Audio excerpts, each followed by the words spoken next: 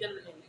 इसमें क्या होगा, जीव क्या करेगा, दो या दो से अधिक भागों में टूटकर, दो या दो से अधिक भागों में टूटकर नए जीवों को क्या देगा, क्या देगा, जन्म देगा नए जीवों। इसे इस प्रोसेस को क्या कहेंगे, विखंडन। ठीक है, क्या बोलेंगे, ठीक है। तो बोले कैसे कहेंगे, विखंडन की डेफिनेशन कैसे बताएंगे, जब कोई जीव दो या दो से अधिक भागों में टूटकर नए जीवों का निर्माण करता है, इस क्रिया को विखंडन कहते हैं। समझ में आई बात, आई बात समझ में। जीव क्या करेगा, दो या दो से अधिक भागों में टूट जाएगा और नए जीवों को जन्म देगा। विखंडन भी दो प्रकार से होता है, कितने प्रकार से, दो, एक द्विविखंडन, एक बहुविखंडन। जब कोई जीव दो भागों में टूटकर नए जीवों निर्माण करे उसे द्विविखंडन, और जब कोई दो या दो से अधिक भागों में विभाजित होगा उसे। अब इसके उदाहरण, ऐसे कौन से जीव है जो दो भागों में खुद टूट जाते हैं और जन्म देते हैं दो नए जीवों, अमीबा। कौन है, अमीबा। ठीक है, ऐसे कौन जीव है, अमीबा है। तो अमीबा क्या करता है, अमीबा द्विविखंडन का उदाहरण है। किसका है, अमीबा। देखेंगे डिटेल में देख रहे हैं, ध्यान दें। अमीबा में क्या है, कैसे होता है इसमें द्विविखंडन, इसमें एक केंद्रक होता है और उसकी परत होती है, इसमें कुछ जीव द्रव्य भरा होता है। तो इसमें क्या होगा, जो एक केंद्रक है जो बाहर निकलेगा, दो केंद्रकों में विभाजित होगा। क्या होगा, ये एक केंद्रक दो केंद्रकों में विभाजित हो जाएगा। अंदर ही केंद्रक का क्या हो जाएगा, विभाजन। ठीक है, केंद्रक का विभाजन हुआ तो इसमें जो जीव द्रव्य भरा हुआ है धीरे धीरे केंद्रक के चारों तरफ क्या होने लगेगा, पहले या नहीं, चारों तरफ इकट्ठा होने लगेगा केंद्र के चारों। ठीक है, होने लगेगा। और जैसे ये सघन हो जाएगा, चारों तरफ हो इकट्ठा हो जाएगा, और इसकी जो बाहरी त्वचा है दो भागों में क्या हो जाएगी, टूट जाएगी। क्या हो जाएगी, टूट जाएगी। तो एक अमीबा से कितने अमीबा बन जाएंगे, दो अमीबा का निर्माण हो जाएगा। ठीक है, देखो बनेगा दो अमीबा। तो पता चला अमीबा ने कैसे जन्म किया, तो पता चला तो एक जीव था अमीबा, अब एक जीव से दो अमीबा बन गए, खुद अमीबा क्या हो गया, नष्ट हो गया। अब बताओ जी जीव मरा नहीं, यही तो मरे, मरा कहाँ, दो भागों में विभाजित हुआ है।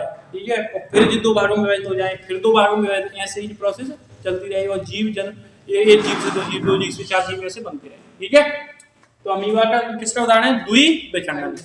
अब बहुविखंडन, बहुविखंडन देखो, बहुविखंडन की डेफिनेशन क्या है, जब कोई जीव दो या दो से अधिक भागों में टूटकर नए जीवों का निर्माण करता है, तो इस क्रिया को क्या कहते हैं, बहुविखंडन। ठीक है, बहुविखंडन। देखो इसमें ना तो युग्मक बनना, युग्मना कुछ भी नहीं हो रहा है, बस स्वयं जीव का दो या दो से अधिक भागों में विभाजित हो रहा है। बस क्या हो रहा है, विभाजित हो रहा है, तो नए जीवों को जन्म दे रहा है बस। ठीक है, तो इसे क्या बोलेंगे, बहुविखंडन। इसको जानना है,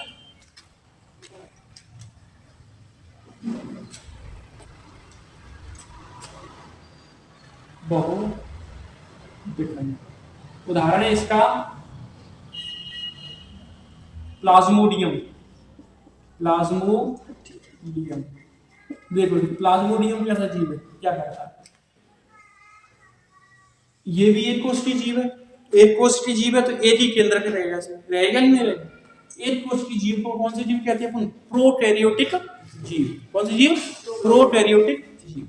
अब देखो इसमें क्या होता है, इसका केंद्रक जब जन्म करता है तो इसका केंद्रक दो भागों में विभाजित हो जाता है। क्या, कितने भागों में, दो। जैसे अमीबा में हो रहा था वैसे इसमें होगा, दो भागों में विभाजित हुआ। अब दो से, अब इसने दो भागों में केंद्रक विभाजित किया है, स्वयं विभाजित नहीं हुआ है। ठीक है, अब दो से दोनों केंद्रक फिर दो भागों में विभाजित होंगे, दोनों केंद्रक। सो जिन दो से दो इसने बनाए, दो इसने बनाए, कितने हो गए टोटल, चार हो गए, जो खुद ही नष्ट हो गया केंद्र। अगर एक केंद्र है दो भागों में विभाजित हो गया तो एक थोड़ी ना, दो हो गए बस। ठीक है, ऐसे ही केंद्र विभाजित होते चले जाएंगे, इतना बड़ा जीव उतने केंद्र विभाजित होते चले जाएंगे। हो गया केंद्र विभाजित, बहुत सारे केंद्र बने गए जीव के अंदर ही बने केंद्र। अब जो केंद्र के ऊपर चारों तरफ क्या होगा, जो जीव द्रव्य है वो चारों तरफ इकट्ठा होने लगे, सभी केंद्र के ऊपर। ठीक है, दीवारें केंद्र दीवारें सभी चारों तरफ, ठीक है, होने तो ये। अब अंदर ही अंदर इन्होंने क्या बना लिए, बहुत सारे केंद्र बना लिए और जीव द्रव्य चारों तरफ इकट्ठा हो गया। और जीव द्रव्य के ऊपर क्या रही, उपत्वचा चलिए आ रही, क्या रही, उपत्वचा हल्की सी धीरे उपत्वचा आई, तो अंदर ही अंदर जो प्लाज्मोडियम था उसके अंदर बहुत सारे प्लाज्मोडियम उपस्थित हो गए। क्या हो गए, बहुत सारे प्लाज्मोडियम उपस्थित हो गए। और फिर क्या होगा, आगे चल के ये बाहरी जो जैसे ये बड़े होंगे तो दबाव पड़ेगा नहीं पड़ेगा, पड़ेगा। अब वो पन्नी पैकेट है अंदर, बाह में क्यों रख दो, अब वो चीज बड़ी है रही हुई तो पन्नी फटेगी नहीं, क्या होगी, फटेगी, पन्नी फटेगी, फटेगी। जैसे ये बड़े हुए तो बाहर की जो प्लाज्मोडियम की बाहर की त्वचा थी वो धीरे वो क्या होगी, फट गई, और फट गई और जितने इसमें क्या थे केंद्र प्लाज्मोडियम थे सब क्या आ गए, बाहर आ गए। पहले था एक जीव प्लाज्मोडियम, अब कितने जीव हो रहे, बहुत सारे जीव। तो जी कौन सी विधि है, अलग ही कौन सी विधि है, बहुविखंडन। इसमें क्या हो रहा है, एक जीव से बहुत सारे जीवों का निर्माण हो रहा है, ठीक है, बात क्लियर होगी। तो द्विविखंडन समझ में आई। द्विविखंडन में क्या है बताओ, जब कोई जीव दो भागों में टूटकर नए जीवों का निर्माण करता है, इस क्रिया को द्विविखंडन कहते हैं। जैसे अमीबा, ठीक है, याद है। बहुविखंडन में जब कोई जीव दो या दो से अधिक भागों में टूटकर नए जीवों को जन्म देता है, इस क्रिया को बहुविखंडन कहते हैं। जैसे उदाहरण क्लियर, बिल्कुल याद एकदम, ठीक है। अब जी हो गई विखंडन की प्रकार, हो गया विखंडन के। विखंडन किसे कहते हैं, विखंडन, विखंडन पूछे जाए तो किसे कहते हैं, नहीं विखंडन उसमें पूरी जोड़ के बताएंगे। जब कोई जीव दो या दो से अधिक भागों में विभाजित होकर नए जीवों को जन्म देता है, उसे विखंडन कहते हैं। विखंडन कितने प्रकार के होते हैं, दो, नंबर एक द्विविखंडन, नंबर दो बहुविखंडन। द्विविखंडन उसे कहते हैं जब कोई जीव दो भागों में विभाजित हो जाता है, नए जीव का निर्माण करता है, उसे द्विविखंडन। जब कोई जीव दो से अधिक भागों में विभाजित हो जाता है, उसे बहुविखंडन। इसका द्विविखंडन उदाहरण अमीबा, और बहुविखंडन उदाहरण क्या है, यहीं की यहीं सेट हो रहा है कि नहीं हो रहा है, दिमाग में घुस रहा है, बिल्कुल एकदम समझ में आ रहा है कि नहीं, पढ़ने की जरूरत है नहीं। अब इसके बाद है मुकुलन। क्या है, मुकुलन। देखो इसमें क्या करेगा, इसमें जीव में क्या आएगा, जीव के ऊपर एक उभारनुमा संरचना है। क्या है, उभारनुमा संरचना। जैसे कोई जीव है, ये क्या है, जीव, ये है ईस्ट, क्या है, हाइड्रोला ईस्ट तो उदाहरण है, हाइड्रोला ईस्ट। हाइड्रोला इस प्रकार में कुछ होता है।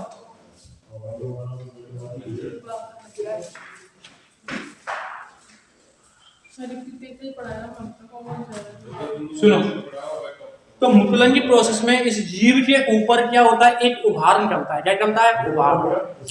उभार को अपन क्या कहते हैं, मुकुल कहते हैं। क्या कहते हैं, सुनो, उभार को क्या कहते हैं, मुकुल।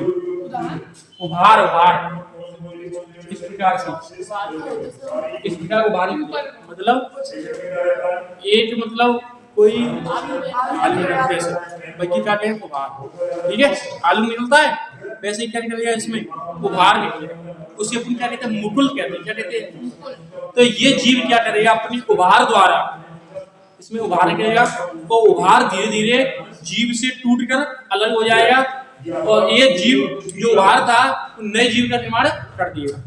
तो इसकी मुकुलन की डेफिनेशन बताएंगे, जब कोई जीव में उभार द्वारा या मुकुल द्वारा नए जीव का निर्माण होता है, तो इस क्रिया को मुकुलन कहते हैं। क्या बोलते हैं, मुकुलन। जीव में क्या निकलेगा ऊपर, हाँ, जैसे उभार निकलेगा, मुकुल निकलेगा, जो मुकुल है धीरे धीरे बड़ा हो जाएगा, और जब मुकुल बड़ा होगा और जो धीरे धीरे इस जीव से क्या हो जाएगा, टूट जाएगा। टूट जाएगा तो वो जो मुकुल था दूसरा जीव बनेगा, फिर उसमें भी निकलेगा मुकुल, तो तीसरा बन जाएगा, ऐसे ही जीव बनते चले जाए। क्लियर, क्लियर, बिल्कुल मुकुलन है, सही समझ में आई। इसके बाद कौन सी थी,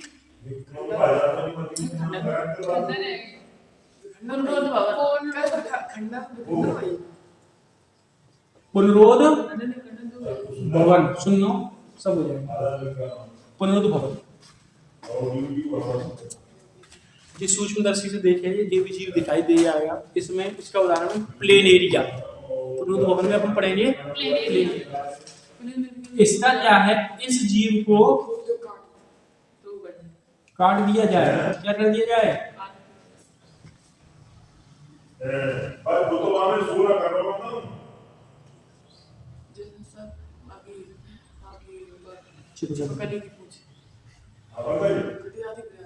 देखो जी प्लेन एरिया है, ठीक है, प्लेन एरिया कट गया, 3 हिस्सा हो गया, इसे कितने हिस्सा हो गए, 3, ठीक है। तो ये क्या करता है, ऐसा जीव है तो मरेगा नहीं, जाए तो यही चाहिए हम उसे जन्म करने के लिए, जीने के लिए कोई मारे उसे, जी अपने क्या मरवे का डर पता, प्लेन एरिया ना कर होते, वो क्या कर रहा है, वो डर पे है, वो तो जी कह रहा हमें मारो, जैसे हमें मारेंगे क्या होगा, हमारे ऐसे और बन जाएंगे, उससे तो 3 भागों में टूटा तो 3 थे, जितने भागों में विभाजित होगा अपने प्रत्येक हिस्से से नए जीव का निर्माण कर देगा। तो प्लेन एरिया क्या करता है, वो डर पे वो तो जो कहेगा हमें मारो, उसे जनन करने के लिए मारने की जरूरत पड़ेगी, किसी जीव द्वारा या किसी जीव द्वारा कट जाएगा, तो जैसे ही कटेगा वो तो अपने प्रत्येक हिस्से से नए जीव का निर्माण करेगा। जैसे तुमने कर दिया उसके 4 हिस्से, कितने कर दिए, 4, तो 4 टुकड़े क्या होगा, 8 नहीं बनेगी, 4 हिस्सा से पूरा जीव का निर्माण हो जाएगा। जैसे सर काट दिया तुमने तो सबसे नया जीव बन जाएगा, ठीक है, पेट काट दिया, पेट से नया जीव बन जाएगा, पूंछ काट दी, पूंछ से नया जीव बन जाएगा।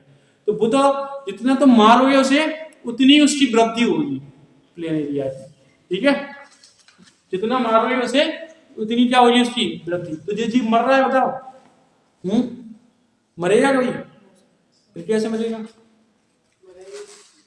काट, तो इसे तो ये क्या कहता है, हमें तो मारो तब हम जीवित रह पाएंगे, कैसे इतना बड़ा जीव तो रही है तुम ये तो सूक्ष्म जीव होती है, ठीक है, सूक्ष्म। अब देखो इसलिए 3 हिस्से हुए, 3 हिस्से से जो वाला हिस्सा जो था ऊपर वाला हिस्सा, ये नीचे वाला हिस्सा कटा था, तो नीचे वाला हिस्सा पुनः ये प्राप्त हो जाएगा, जो वाला हिस्सा था तो इसमें जो ऊपर वाला हिस्सा भी जम जाएगा और नीचे वाला भी जम जाएगा, कितने हो गए 3, 2 और ये पूंछ थी, पूंछ से ऊपर वाला हिस्सा आ जाएगा अपने आप, ठीक है, धीरे धीरे। तो कितने बने प्लेन एरिया, 3 बने। तो इसकी डेफिनेशन कैसे बताएंगे, जितना तुम्हें समझ गया है, डेफिनेशन कैसे बताएंगे, क्रोध भवन की। तो इस क्रिया में जीव काटे जाने पर अपने प्रत्येक हिस्से से नए जीव को जन्म देते हैं, इस क्रिया को पुनरुद्ध भवन क्या बोलते हैं, ठीक है। जब कोई जीव को काटे जाने पर अपने प्रत्येक हिस्से से नए जीव को जन्म देते हैं, इस क्रिया को पुनरुद्ध भवन, पुनरुद्ध भवन क्या बोला, नाम ही से पता चला पुनरुद्ध मतलब उसका पुनर्निर्माण हो रहा है, क्या हो रहा है, पुनर्निर्माण, ठीक है, क्लियर हो गया नहीं। जब कोई जीव काटे जाने पर अपने प्रत्येक हिस्से से नए जीव का निर्माण करता है तो इस क्रिया को पुनरुद्ध भवन, क्लियर एकदम, पुनरुद्ध भवन जीव।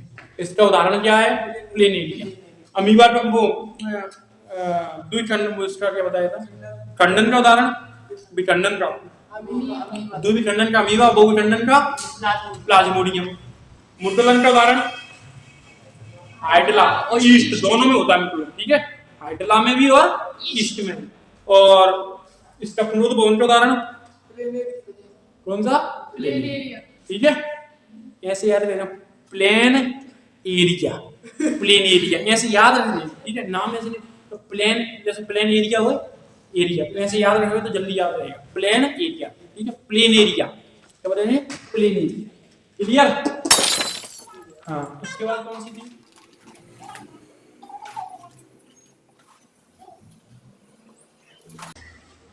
कायिक प्रवर्धन या कायिक जनन भी बोलते हैं, ठीक है, यस सर। सुनो, कायिक जनन शब्द से पता चल रहा है, कायिक, कायिक मतलब काया, काया मतलब शरीर, शरीर की काया, ठीक है, तो कायिक जनन तो मतलब अपनी शरीर की काया से नए जीवों का जन्म होगा, क्या होगा, शरीर के काया से, शरीर के पार्टों से नए जीवों का जन्म होगा।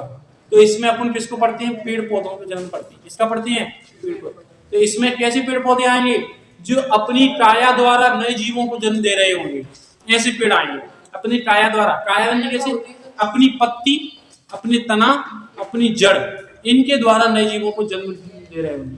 ठीक है, इसे बोले हैं अपन कायिक जनन। सुनो क्या बोले हैं, कायिक जनन। ठीक है, तो कायिक प्रवर्धन की डेफिनेशन क्या है? जब जीव अपनी काया, जैसे पेड़ की बात की है तो पेड़ अपनी पत्ती, अपने तने, अपने जड़ द्वारा नए जीवों को जन्म देते हैं, इस क्रिया को कायिक जनन कहते हैं। क्लियर? तो इसमें जो पत्ती द्वारा, तने द्वारा और जड़ द्वारा नए जीवों को जन्म हुआ, ठीक है, उन पौधों की बात की जाएगी उसे। ऐसा नहीं सभी पौधे ऐसा करते हैं, तुमने बमूरा नहीं लाया पत्ती काट दी, जमिया नहीं पत्ती तैयार नहीं, कुछ पौधे की बात की जाए। हाँ तो वही जानी प्रैक्टिकल करके दिखा अभी पता चलेगा। सर तो काय की प्रबंधन में अपन कितने प्रकार से पढ़ते हैं? दो, प्राकृतिक और प्राकृतिक। गुलाब का पेड़ में कहीं नहीं वो कैसी और है वो इस तरीके मतलब प्रबंधन कितने प्रकार से पढ़ते हैं? दो, एक कायिक प्रबंधन, एक कृत्रिम। प्राकृतिक क्या होता है? प्रकृति चीज क्या होती है? सभी में बताओ प्रकृति चीज क्या होती है, प्राकृतिक चीज क्या होती है? जो हमें पहले से ही प्राप्त हो, या हम बोल देंगे जो भगवान की कृपा से प्राप्त हुए। जैसे चंद्रमा क्या है? चंद्रमा को आदमी ने बनाओ, टूट पीट के बनाओ, ऐसे काट कूट के जो बना दिया चंद्रमा बढ़िया लगेगा। बनाओ सूरज में लाइन टेन पैटर्न धरके बनाओ, आंच लगाया वो सूरज नहीं बना। पर्वत पहाड़ बनाया किसी ने, मट्टी पट्टी धूप धाप के बनाया हुआ। नदी कैसे बनती है? हाँ वृंत बनाई क्यों? नदी नहीं बनाई ना जी। हमें कैसी प्रकृति द्वारा प्राप्त है, कैसी प्राप्त है? प्रकृति द्वारा प्राप्त है। ये चीज किसी मानव ने बनाई, बनाई किसी मानव ने नहीं, जब प्रकृति द्वारा। नदी कैसे बनती है? सुनो, नदी नहीं पता तुम्हें कैसे बनती है? अपन नदी नहीं पढ़ रहे, ये पढ़ रहे हैं। सुनो तो जिस सब चीजें जो प्रकृति द्वारा प्राप्त है, जो किसी ने बनाई नहीं है, जो पहले से ही हमें प्राप्त है, तो ऐसी चीज को प्राकृतिक कहते हैं। क्या कहते हैं? प्राकृतिक। ठीक है, क्या बोलते हैं? प्राकृतिक। तो अब प्राकृतिक कार्य प्रबंधन जो पहले से ही प्राप्त है, और कृत्रिम जो मानव द्वारा निर्मित है, जिसमें मानव का हस्तक्षेप हो। जैसे स्कूटी है, ये प्रकृति की प्राकृतिक है या कृत्रिम है? बताओ, स्कूटी प्राकृतिक है या कृत्रिम? कृत्रिम है। क्यों? आदमी ने बनाई, मानव ऐसा ना पहले से बनी हुई। ये ट्राइपॉड है, ये कैसे बनाए? किससे बनाए? कृत्रिम है। मार्कर है कृत्रिम है, ये कृत्रिम है। अपन कौन है? कृत्रिम प्राकृतिक है। कैसी है? अपने थोपा थापी करके ना बनाए गए, अपन वैसे ही मिले। ठीक है, जन्म लिया है अपन डायरेक्ट, क्या लिया है?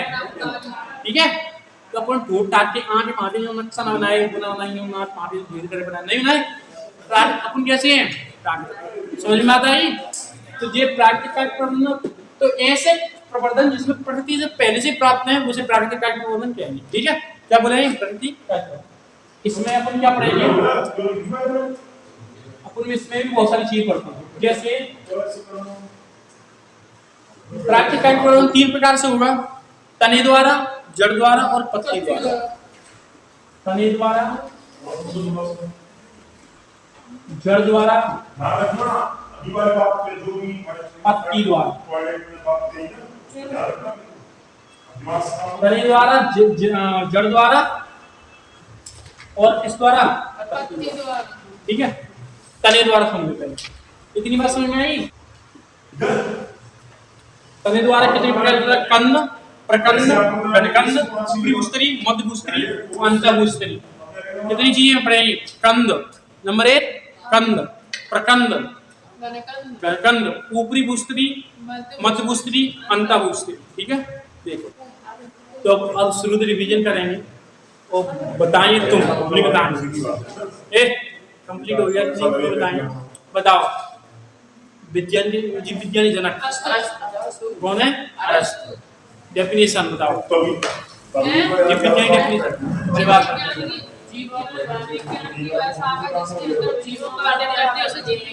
जीव विज्ञान। ठीक है, बताओ जीव विज्ञान कितने पार्ट में विभाजित किया? 2 नंबर 1 और जंतु विज्ञान। वनस्पति विज्ञान और वनस्पति विज्ञान के वनस्पति के जूलॉजी के, जंतु विज्ञान के अरस्तु। ठीक है, इसके बाद अपने पर जीवों में जनन। आप बताया था जनन की डेफिनेशन बताई थी, बताओ फटाफट। जनन की जीव, जो जीव अपनी जीवों द्वारा अपने अपने ही जैसे नए जीवों को जन्म देना जनन। जन्म बताया था, अपने ही जैसे जीवों को जन्म देना क्या कहलाता है? जनन कहलाता है। जो जीव जन्म देता है उसे जनक कहते हैं। जो जीव जन्म देता है उसे एकदम करंट में रहो और तुरंत बताओ। Yes sir. बताओ, जो जीव जन्म देता है उसे जनक, जो जीव जन्म देता है उसे संतति कहती है। ठीक है, इसकी बात था प्रकार। जनन के कितने प्रकार थे? कितने थे? 2। नंबर 1 नंबर 2 लैंगिक। 2 प्रकार थे, अलैंगिक और लैंगिक। लैंगिक को अपने साइड में किया, अलैंगिक पढ़ा था। अलैंगिक में बताओ किसी कहते हैं लैंगिक जनन, इसकी विशेषता बता लैंगिक जनन। इसमें भ्रूण का जन्म नहीं होता है, निषेचन नहीं होता, युग्मन का निर्माण नहीं होता, युग्मन का निर्माण, नहीं होता, निषेचन, नहीं होता, भ्रूण का निर्माण, नहीं होता। विभाजन कौन सा? अक्षुत्री। क्लियर। अलैंगिक जनन में भी अपने टाइप पढ़े थे। क्या पढ़े थे? टाइप। नंबर 1 कौन सा पढ़ा था? विखंडन, मुकुलन, खंडन, पुनरुद्भवन। और क्या पढ़ा था? कायिक जनन, कायिक जनन और बीजाणु निर्माण और श्लुक। इसके बाद अपने सबसे पहले पढ़ा था विखंडन। क्या पढ़ा था? विखंडन। विखंडन किसे कहते हैं? जब कोई जीव 2 या 2 से अधिक भागों में टूटकर नए जीवों को जन्म देती है तो इस क्रिया को विखंडन क्या कहते हैं? विखंडन 2 प्रकार के होते हैं। नंबर 1 नंबर 2 जब कोई जीव 2 भागों में टूटकर नए जीवन निर्माण करते उसे द्वि। जब कोई जीव 2 या 2 से अधिक भागों में होकर नए जीवन निर्माण करते उसे द्वि बहुविखंडन क्या कहते हैं? द्विविखंडन उदाहरण होता फटाफट। अमीबा, बहुविखंडन होता फटाफट। प्लाज्मोडियम। इसके बाद मुकुलन। मुकुलन में क्या था? जब कोई जीव अपने उभार या मुकुल द्वारा नए जीव का निर्माण करता है उसे क्रिया को मुकुलन जैसे हाइड्रा और पुनरुद्भवन की बता फटाफट। जब कोई जीव को काटे जाने पर अपने प्रत्येक हिस्से से नए जीव का निर्माण करता है इस क्रिया को पुनरुद्भवन। इसकी उदाहरण होता फटाफट प्लेनिड। कौन सा उदाहरण है? समझ में आता है? तो ये जीव काटे जाने पर अपने प्रत्येक हिस्से से क्या करेगा? नए जीव को जन्म देगा। इसके बाद क्या बताया था? कायिक जनन। कायिक जनन में बताओ। जब कोई पेड़ पौधा अपने पत्ती, तने, जड़ के द्वारा नए जीवों का क्या करता है? निर्माण करता है। इसे क्या बोलते हैं? कायिक जनन। पौधे कायिक जनन पढ़ते हैं। अपनी काया द्वारा बोलते हैं। जब कोई पौधा अपनी काया द्वारा या अपने हिस्से द्वारा, अपने शरीर के हिस्से द्वारा नए जीव को जन्म देता है इसे ही अपन कायिक जनन कहते हैं। तो अब पेड़ में कौन से काया? पत्तियां, तनाएं और जड़ें। तो कायिक प्रवर्धन कितने प्रकार से होता है? 2। एक प्राकृतिक और जो प्रकृति से पहले से ही प्राप्त है उसके द्वारा करें उसे क्या बोले? प्राकृतिक। और कृत्रिम जो मानव के हस्तक्षेप द्वारा निर्मित कायिक प्रवर्धन कृत्रिम कायिक प्रवर्धन कहलाया। ठीक है, अब बताओ प्रकृति में अपन कितने प्रकार से पढ़े? अपन ने 3। तने द्वारा होता है। तने तो है पेड़ पौधे के क्या पार्ट है? तने हैं, जड़ें, पत्तियां, फूल, जो तो पार्ट होते हैं। तो तने द्वारा कैसे होगा? तने द्वारा अपने बहुत टाइप पढ़े। कंद, प्रकंद, घनकंद, ऊपरी भूस्तरी, अंतःभूस्तरी और मध्य भूस्तरी। ठीक है, समझ में आता है? आज बात समझ में जी? कौन सा था? प्राकृतिक था, इसमें तने का था। अब पत्ती द्वारा होता है। किसमें उदाहरण ध्यान देते हैं उसका? बस क्या उदाहरण है उसका? अजूबा। क्या है? अजूबा की जब पत्ती जमीन पे गिरती हैं तो पत्ती क्या है? इसमें अपस्थनिक जड़ें निकलने लगती हैं। पत्ती में क्या निकलने लगती हैं? जड़ें। और जड़ें निकलती हैं तो पत्ती अंकुरित हो जाती है और पत्ती से क्या बन जाता है? पेड़। क्या बन जाता है? पेड़। नीम की पत्ती गिरेनी, जमेनी नीम की पत्ती जम जाएगी। नीम की पत्ती नहीं जमेगी। नीम की पत्ती क्या है? सूख जाएगी। पर अजूबा की पत्ती ऐसी है जमीन पे गिरेगी और जम के पेड़ बन जाएगी।